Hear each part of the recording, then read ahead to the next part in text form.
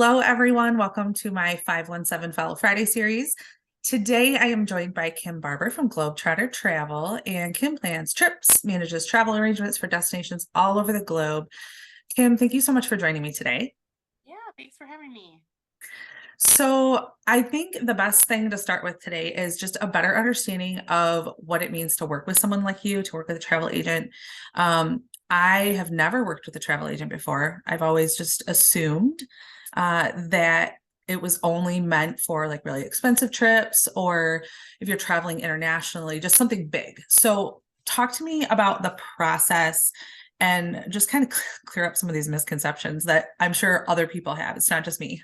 Yeah, no, you're absolutely right. I do a lot of networking and talks, and one of the biggest misconceptions I have to clear up is kind of that it doesn't necessarily, in most cases, it doesn't cost more to work with a travel agent. There are some agents kind of in recent years, mostly post pandemic, who have implemented some fees, and I definitely understand the reasons behind that. But basically, at our simplest form, I always tell people we're commission based salespeople. So I like to think that from a service level, we provide kind of a better service kind of throughout the process than maybe your typical I don't know, I don't want to throw any industries under the bus, but some other commission based salespeople, where it might be like a one time interaction and then the sale is done. Mhm. We are kind of commission based salespeople, but also the main part of working with an agent is the service you get kind of before, during, and after a trip. And then in the unlikely event, but increasing in frequency, in the event where maybe an airline issue arises or a flight gets canceled, we're kind of there to be the main point of contact and to help kind of get that issue resolved as quickly as possible. So, yes, one of the biggest misconceptions that I'm constantly clearing up is that it does not cost more to work with an agent. There's always a commission built into the price of travel, regardless of how or where you book it. And what a lot of people I think don't realize, I mean, since you can book travel on the internet, Mhm. a lot of people, that's just how they book their travel. But if you're booking through Expedia, Priceline, Travelocity, those are online travel agencies. Right. So they're getting the commission. You're just, the main difference is they're paying their employees an hourly rate, and the larger company is keeping the commission. And Right. very often, and I've actually gained a lot of clients post pandemic from people who previously booked with those sorts of online travel agencies, but when things do go wrong, the customers or service is maybe leaving a little bit to be desired. So really, there's always a commission built into the price of travel, regardless of how you book. So working with an agent kind of ensures that you're getting a service that you're paying for. Right. So you mentioned commission quite a few times. How does that work? Is this like a commission that, let's say I want to fly to Florida and go to Disney. So do you get a commission from the airline because you're booking directly with them? And then do you get a commission from whatever hotel and then Disney World? How does that work? Yeah, good question. Yeah, so airlines are kind of the exception. Airlines previously, at a point prior to me being in the travel industry, like 13 years ago, airlines once really did pay commissions. Now they've Okay. really cut, actually, ever since 9/11, they've really cut back on commissions. There are like still a handful of scenarios where you might get a 2% commission or something quite small on the percentage scale from an airline. But mostly, I mean, all hotels, all resorts, Walt Disney ticket packages, that's kind of where a cruise lines, there's always commission built into those items. And I Okay. guess the exception to the airline piece of it is if you book if you're going to an all-inclusive resort and you book your flight and your resort together, you're getting access to a contracted rate. So the rate for the flights is a little bit less, the rate on the resort is a little bit less, and then there's kind of a commission built into the whole package. So whether you come to me and book an Apple, because Apple Vacations, for example, has nonstop charter flights that go out of Lansing in the winter to Cancun and Punta Cana in Jamaica. Whether you come to me to book that trip or you go to applevacations.com directly, the price is identical. The Okay. commission is identical. But again, it's just that matter of if you want one person to kind of manage your trip throughout the process, or if you just want to, call into a call center for support and things that you might need. Right. So just kind of that more personal aspect, if I'm Exactly. stranded somewhere or something goes wrong, do I want to call you and cry to you or do I want to call Sure. to the And resort or I hope something. that doesn't happen, but I always tell people, and increasingly in this post-pandemic world that we live in, where there's fewer flights than ever before, and the price of the Mhm. flights is higher. We always hope that things are going to go according to plan, but that's rarely the case with travel. Yeah. Usually, especially, the more destinations you have, or the longer your trip, the more opportunities there are for things to go wrong. So, certainly knowing that you can reach out to, someone who is going to answer the phone, or you can send them a text. I mean, because I always have my clients text me when they're traveling. One way or another, you can get a hold of me, and I can kind of work behind the scenes to get things corrected as quickly as possible. Okay. Yeah, So, what kind of people do you typically work with? I mean, yeah. families, is it, do you do a lot of honeymoons? Is it, or is it more tied to times of the year, like Christmas and spring break and things like that? Who do you work with?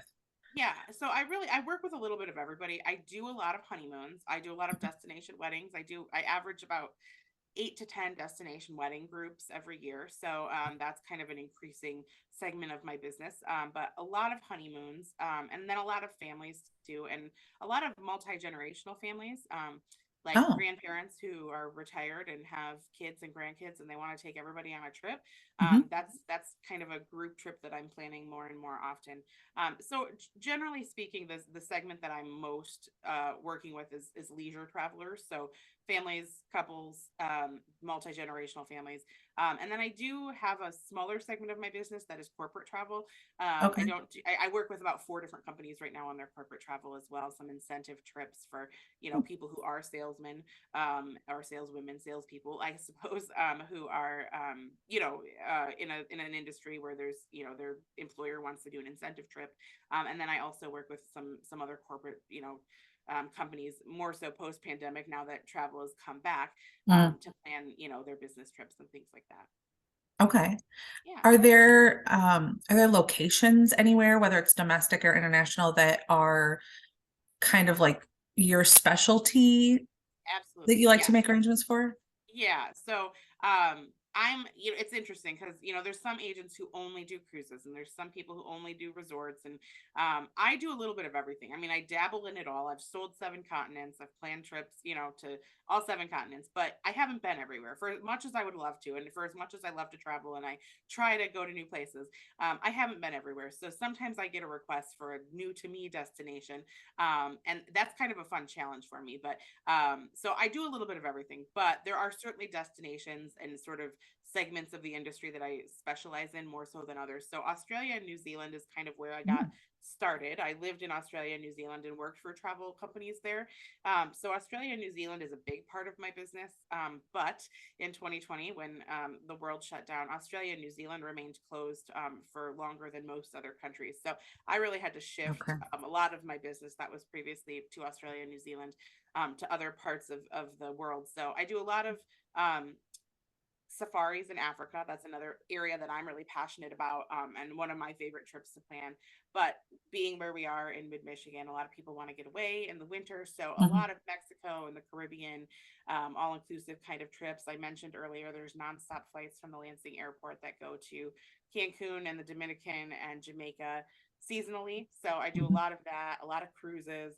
And then I plan a lot domestically throughout the US as well. So, I mean, as far as destinations that I specialize in, really Mexico, Caribbean, Australia, New Zealand, Tahiti, and Africa are like my passions, I suppose. I do a lot of Europe. I love Europe as well. So, I mean, I dabble in everything, but there's certainly those areas that I really, really personally enjoy planning trips to. Okay. Yeah. So I saw you shared with me a little bit about bucket list travel. Yeah. And people talk about it all the time. Like they want to go here or there and it's on their bucket list. For probably a decade or so now, I've had this goal of going to all 50 states by the time I'm 50. And I was adding them up before our video today, and I think I'm at 22. But Okay. um, a lot of those are from when I was a kid. I had like a driving trip with my grandparents to Florida. So, we went down one way and up the other. And so half of them are from that. Um, and then, there's some places internationally that my husband and I have talked about visiting. How, for someone like me that has a lot of states they still want to hit, especially I haven't gone to Alaska or Hawaii yet. Um, and eventually I'd like to do some international travel. What kind of recommendations do you have for like saving up for this, or are there financing options? Like how do I make this happen? Yeah, good question. There are financing options. It's a little bit different based on, depending on which travel supplier has the best, you know, price for a particular destination or a trip or anything like that. But in general, most suppliers you can pay when you're planning a trip, you can pay a minimum upfront deposit, usually as low as, well, depending on cruises, it can be as low as $25 per person. Wow. But for like a flight and resort trip, it can be as low as $200 per person. So you can pay a minimum upfront deposit, and that locks in your price. It locks in your airfare, your resort. It locks in your reservation and the price. And then the final payment in general wouldn't be due until somewhere between 45 days and 60 days prior to travel. So Okay. if you plan, I mean, airfare is released in general. Southwest is kind of the exception to this, but airfare in general is released 11 months prior to your travel dates. So if you start planning 11 months before, put a deposit down on a trip, that basically gives you almost a year to kind of save up and make Right. payments on your trip. And I always say, because people ask me this a lot, like, which as far as the supplier is concerned, say it's a cruise, it's Norwegian Cruise Line, for example, they only care really about the initial deposit date and the final payment date. Beyond that, you can make as many or as few payments in between those two dates as you want to. So I think a lot of people don't realize this is kind of something that maybe an online travel agency doesn't provide in a lot of cases. But when you work with an advisor who works partners with a bunch of different suppliers, that is something that you kind of have the benefit of having those payment plan options. Okay. Yeah. So what would you say is maybe one of the most difficult aspects of travel, or like a challenge that either you face or your clients face when making arrangements? And if there's something different, whether it's domestic versus international, like I'd love to hear about this too. Yeah, that's a good question. I mean, I like to say that I think we're kind of past the worst of the pandemic challenges that we faced. I mean, that was certainly its own set of challenges for a couple of years there, but now I guess what I'm seeing is sort of aftermath of the pandemic is that there are fewer flights operating than Mhm. there were before. Just thinking about the Lansing airport, there used to be multiple flights every, like for Delta, for example, had flights to Detroit and Minneapolis on average 8 to 9 a day. As far as I know, they're still down to 2 a day, and they removed the Minneapolis flight, and they have not resumed that yet. So there's just, and United Airlines was in the Lansing airport pre-pandemic, post-pandemic. They've pulled out, so they used to do Wow. Lansing to Chicago 2 or 3 times a day, and they're no longer operating there. So there's just fewer flights out there. I know there's a pilot shortage. I know airlines are struggling to, retain staff, like everybody's Yeah. struggling with staffing. So you kind of see everywhere on the news, and flight prices are at an all-time high. I mean, just regardless, domestic, international, no matter where you're looking to go, prices for flights are just, they're high right now because there's fewer flights. There's not enough pilots, and so that's a big challenge, because people want to travel, and then they start, you start getting quotes, and you're seeing flight prices that are 40% higher than they were a year ago at this time, and that's a big objection to overcome. But I guess the other side of that is, you never know when a worldwide pandemic is going to come and Yeah. kind of shut down travel. For a year, 2 years at a time in the case of New Zealand, Australia. So I think I guess the other side of that is I'm seeing a lot of people who are like, this is on my bucket list. I've always sort of had this mentality, oh, I'll get to it. And then, the pandemic happens, the world shuts down. And so I'm getting a lot of people who are like, I don't want to wait. I don't want to wait. I don't want to put off these trips. You never Mhm. know. I mean, obviously, a lot of people got sick during the pandemic. And so I'm seeing a lot of that as well. So I think one of the biggest challenges right now is domestic and internationally, just airfare and the price, and the fact that there's fewer flights going than before. Um, that's the main one. I mean, the other one, I guess, and the difference between domestic and internationally on this one is domestically traveling within the U.S. Most hotels and resorts, they will guarantee a bedding request. So, for example, if there's a Oh, family of four and you need two doubles in a room, you could just book a two double room. Um, In Mexico and the Caribbean, there are a handful of resorts that will guarantee a bedding request, but more often they won't guarantee a bedding request. So you might book, you put in 4 people in the search and you book the room for 4 people. And then it's a request for 2 double beds, and there's really no guarantee because they kind of, Oh, they see kids 12 and under as kids, and they just figure, oh, they can sleep on the couch or whatever. So that's one of the biggest challenges that I face booking a lot of Mexico and the Caribbean. I try and, whenever possible, book those resorts that will guarantee a bedding request, but it's not always possible to. Not every resort guarantees it, so that's a big challenge that I face when I'm booking families, or even like a women's trip. I have a women's trip coming up next week with about 28 women going, sharing rooms, and they won't guarantee, double beds versus a king bed. So right. that's one of the biggest challenges I face. But certainly, I think, again, the difference between booking online or booking with an agent, I have contacts at those resorts. I can put in Right. the requests. I do put in the requests. It does not mean they're guaranteed, but I do think the likelihood of getting the room that you are requesting is more of a possibility when you've got an agent who's, reaching out 2 or 3 Hmm. times before your trip to kind of reiterate those requests. Right. So it's not in that situation, it's not necessarily that you could end up in a room that's not like rated safely for that number of people. It just might mean that somebody's sleeping on a couch or something like that. Exactly. Exactly. Okay. Yeah. So yeah. Like in the case of this women's trip I have coming up next week, the room it's I mean, a lot of people who go to a resort like that are in a couple. So if I were traveling with Hmm. my husband, king bed is fine. I'm traveling with a friend. I'm rooming with a friend on this trip. I mean, if we have worst case scenario, we sleep together in a king bed. It's not the end of the world, Right. but a lot of when I first started traveling with her a few years ago, I mean, maybe now I'm more comfortable doing that than I was, the first time I shared a room with her. So that's just one of the bigger challenges I think of, being that I plan so many trips to Mexico and the Dominican, and there's different, a lot of them are for couples, but a lot are for families. Trying to just get a handle on the bedding that is in the actual room, Right. is one of the bigger challenges. Okay. So I was going to ask you about airlines, but you made me think of something else. Yeah. So my husband mentioned something the other day about this like train trip that's international, somewhere like Europe, Germany, like it goes all over the place.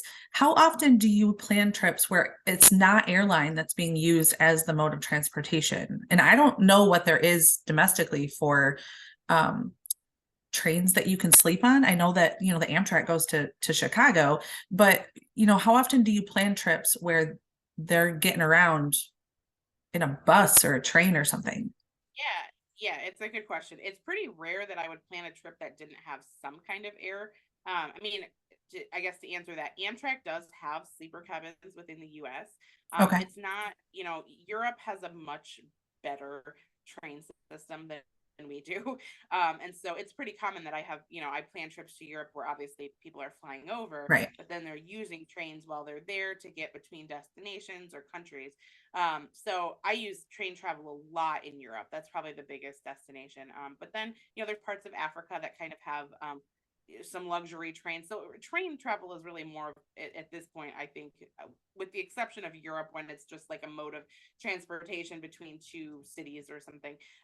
Like in Africa, there's this Rovos rail. It's a luxury train experience. There's one in Canada called Rocky Mountaineer that is, again, a really nice kind of luxury train experience. A lot of people would do like an Alaska cruise tour, and after the cruise, they Okay. do a land portion of the trip, and there's a train incorporated to that. So Amtrak does have some sleeper cabins within the US. It's rare that I would plan them because, in all honesty, they're usually fairly expensive, and it's really, I guess I could probably count on 2 hands the number of times I've planned like overnight train trips within the U.S. But Amtrak Rail does offer that. It's in my experience when I've booked it for people, it's people who have just a petrifying fear of flying, and so their Okay. only option really to get somewhere is to travel by train. And certainly, I think that if you pay to have the sleeper cabin, it is a nicer experience than just paying for your seat. But from a cost perspective, it's usually quite a bit more than airline flying to your destination, and obviously takes quite a bit longer as well. So it's not the most popular mode of transport in the US, but that being said, there are a handful of kind of luxury train experiences. The Rocky Mountaineer in Canada, there's a Belmont one in Peru. So those are kind of increasing in popularity as well. Okay. So, okay, let's talk airlines now. The Yeah. new one in Lansing is a Velo, however you say it.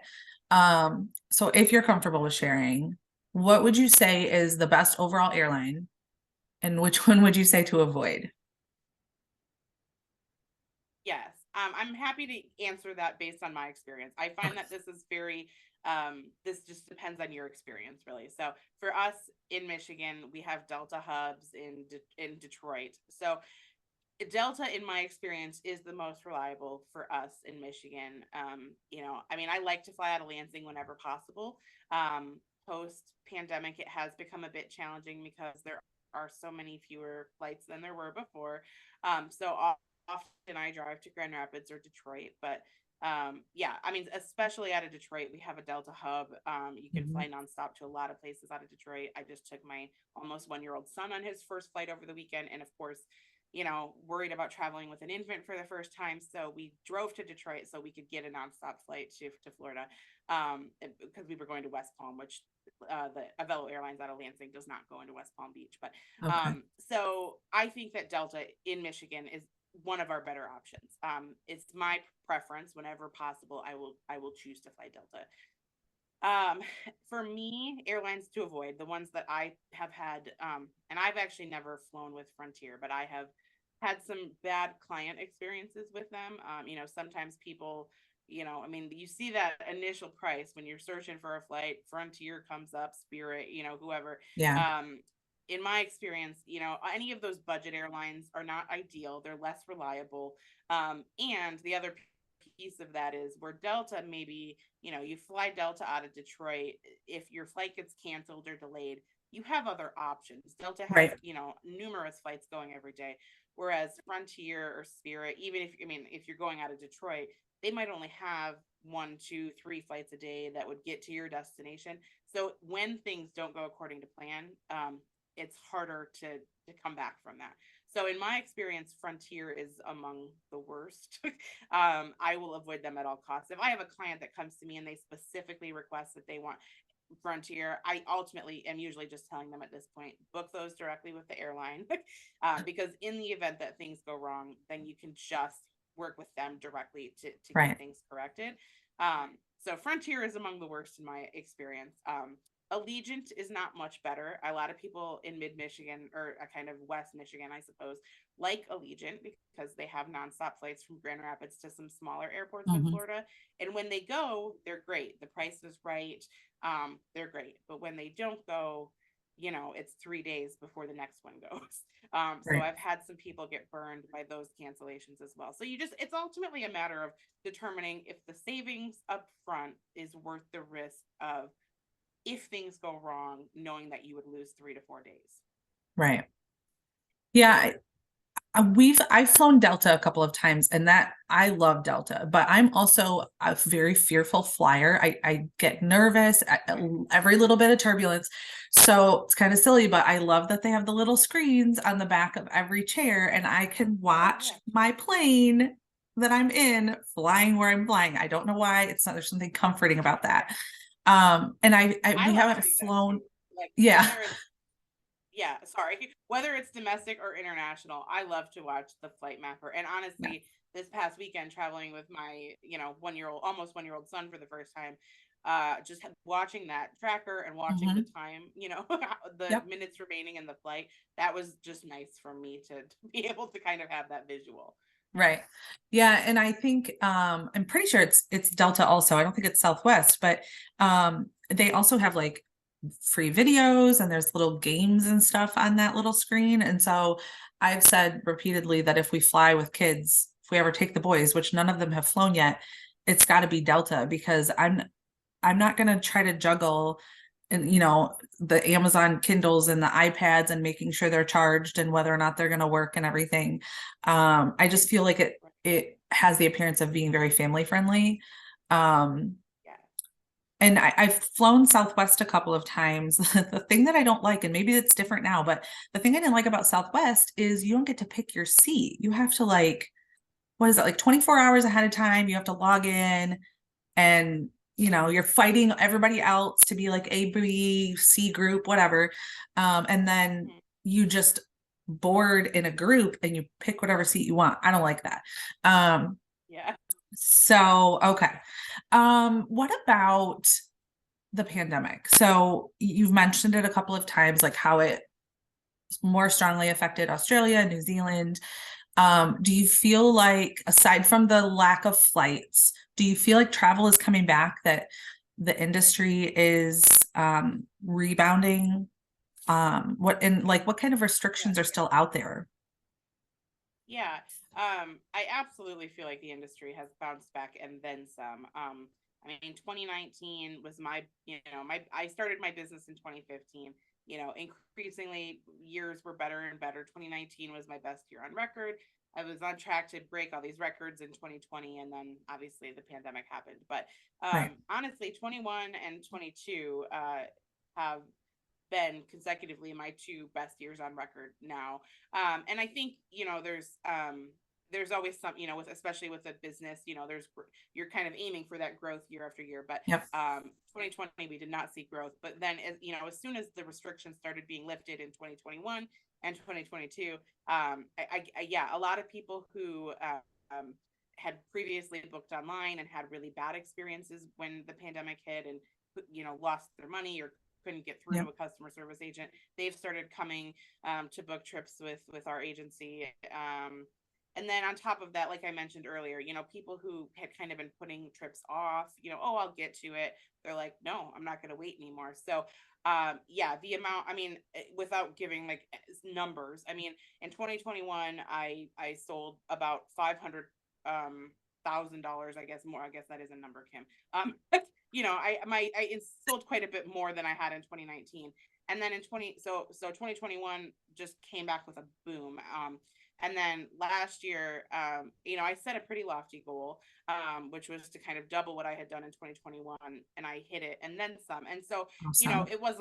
it's interesting. It has definitely come back. And as far as restrictions go, um, there's really very few left. There's a handful of destinations that still have some kind of minimal testing or vaccination restrictions, but it is there's maybe 4 or 5 countries that are still kind of enforcing anything like that.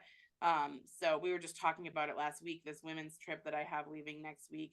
Last year, when we left Mexico, we had to take a COVID test to come back into the US. And that's been gone for probably 10 months now.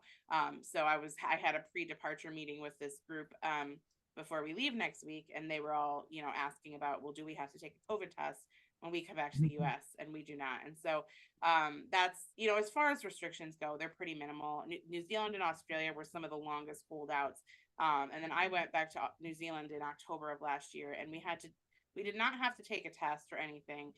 There was kind of a COVID form you had to fill out electronically to go to New Zealand, but as far as I understand, they've lifted all of that as well. So I think that even those countries that were among the most strict during the pandemic have really ultimately lifted most of their requirements at this point. So travel definitely has bounced back, and I've seen it across the industry. I mean, I have a lot of friends who are agents in other states, and everybody is just kind of seeing record breaking requests and numbers for new trips. And so it has definitely come back, and I think that yeah, I think some, trying to find the silver linings of the pandemic, people are just Mhm. ultimately not wanting to put off those trips anymore. You never know Right. when the world will shut down and you won't be able to. So Yep. I'm really seeing a lot of that, and planning a lot more of those bucket list kinds of trips.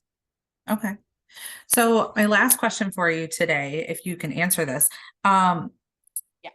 when let's say Thanksgiving, Christmas coming up this year, people thinking about planning ahead for travel during those times. And I know you said that, and I didn't know this, 11 months is when they release flights.